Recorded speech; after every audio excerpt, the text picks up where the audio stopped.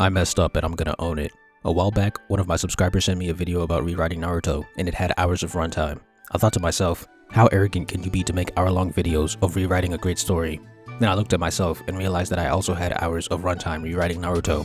You see, each year I became a better writer and analyst, and each year I realized that there's less I would change in my Naruto reboot. In hindsight, even though I had good intentions, it was too arrogant for me to think that I could rewrite a story before even understanding its greatness.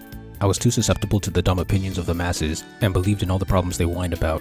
I skimmed part 2 recently and noticed how much I missed or took for granted. Another of my biggest problems is that I kept trying to insert my own will and style into the story. I kept trying to put what I'd want to see into the rewrite, rather than what was actually needed. Needed is subjective, but with my fleshed out writing philosophy, Naruto is pretty solid and doesn't need many changes. But there are definitely small tweaks that could make it better. This is why I'm not calling this a rewrite. It's more like an edit, and hopefully, it won't take an hour this time.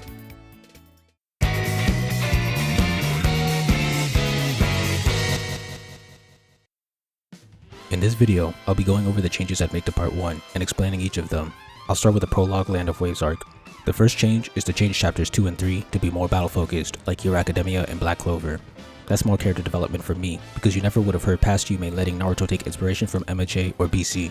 I would have said Naruto does everything better than them, but after doing my retrospective, I realized that MHA and BC did the episodic start much better than Naruto. In the HB duo, the episodic stuff either revolved around action or ended in an action scene. MHA had the entrance exam and the ball throwing. BC had the entrance exam, Magna's challenge, and saving Noelle. Magna is chapter 4 and Noelle is chapter 5. These two are the best chapters to take inspiration from, since the entire chapter is in action. It's exposition beats and emotional beats ending with an action beat.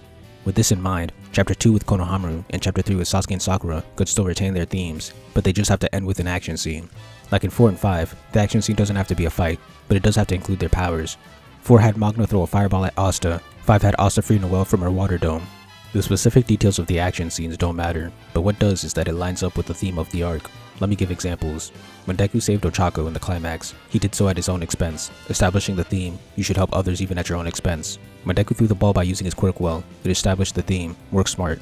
The theme of Naruto chapter 2 is that there's no easy way to achieve your dreams. The theme of chapter 3 is that you should be more empathetic and considerate to others. As long as those themes line up with the action scene in the climax, which involves powers, it'll be good. The reason I made this change is because Naruto chapters 2 and 3 don't feel like the rest of Naruto. They're very goofy and it feels more like a slice of life story rather than an action story. I viewed this as a weakness because no other major battle manga does this. Not One Piece, Bleach, Fairy Tail, Hero, Clover, Kimetsu, or Jujutsu. Naruto is the only one with this weakness. The next change is a quick one. Give Sakura the additional goal of becoming a great kunoichi without a major clan to her name. This one is indulgent because it's not necessary. Sakura already had a goal, but on top of that, there are many other great characters that don't have goals. I know the community likes to be stupid and complain about her goal, but look at Ochako, Ida, Todoroki, Noelle, Rukia, Chad, Nobara, and more. All of these are supporting characters that I've never seen the anime community complain about in relation to a goal. That's because a lot of you are hypocrites who don't know what you're talking about. I believe a goal increases the quality of a character, but it's not as important for a side character to have one compared to a main character. Naruto had a goal, and Sakura had a goal, but I added this extra one because it was an easy layup. Why not make her more fleshed out if it takes minimal effort or changes? The stars just aligned. The next change is to give Sakura a signature genjutsu. Sakura was said to be good at genjutsu a couple of times, so that's connecting the dots. But then it's also crazy how she's the only graduate without a signature move. She has basic universal techniques like tree climbing and clone jutsu, but she doesn't have a go-to signature move, which is absurd. I would base this off of inner Sakura like in the video games. This would be cool because her personality would be connected to her jutsu, but it'd also make her win against Ino make more sense. She would use the jutsu in the final fight against Zabuza with Kakashi. That's all for the Land of Waves.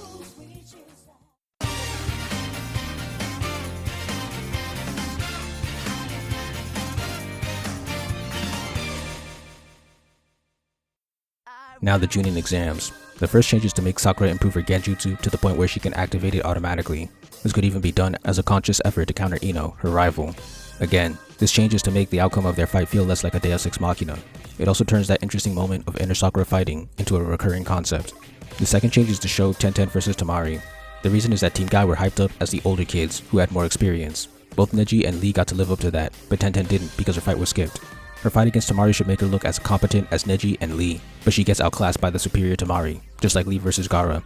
A character arc for her would also be nice. It could be flat or positive. The next change is with the Hyuga clan. This one's a little indulgent because it doesn't really affect the quality of the story, but it's still a better decision that's a quick fix. The main house should be purebloods, while the branch house should be mixed bloods. There's a distinction between the branches, but Neji and Hinata are cousins, and their fathers are brothers, yet somehow they're in different branches. I think pure and mixed blood would make more sense.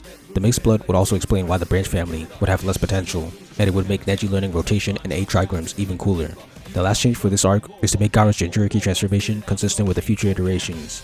This was an error due to Kishimoto not figuring out how he wanted Jinchuriki to be. Gaara will have a red chakra form, the red bubbly form, then the black and red beast form.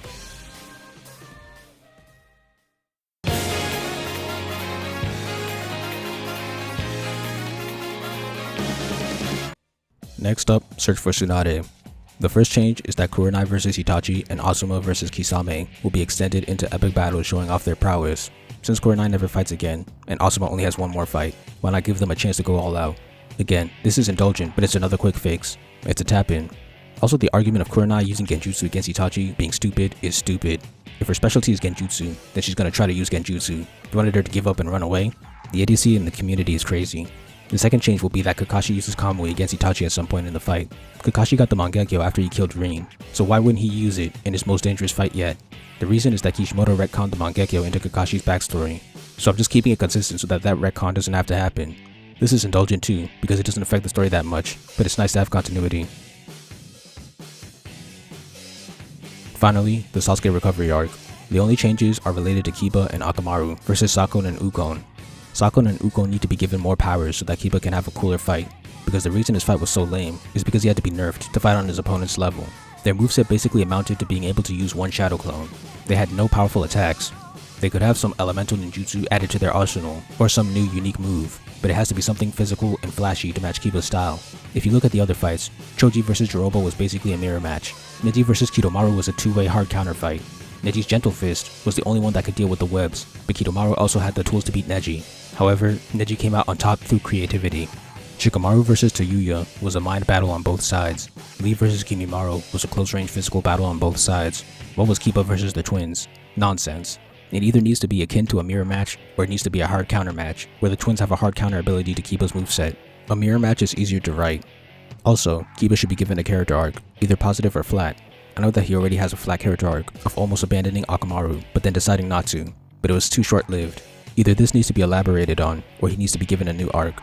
Once again, this is indulgent. Kiba's fight being better won't improve Naruto by much, but I needed this because all of the other fights in this arc were sick and are iconic moments for their characters. And then Kiba has whatever this was.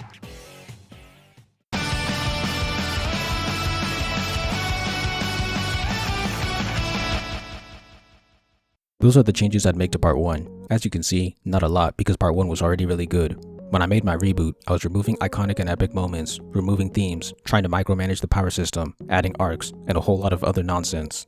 A lot of that was just unnecessary and unhelpful. But here, I felt like the changes were simple things that just magnified what made Naruto already great, rather than me trying to insert my will into someone else's story, which was already great without my input. In a year, I'll probably come back to this and make more changes, but I'm fine with this for now. Thank you for watching. Please like, comment, share, subscribe, and help me revolutionize the manga industry by buying my manga and spreading the word. All important links will be in the description.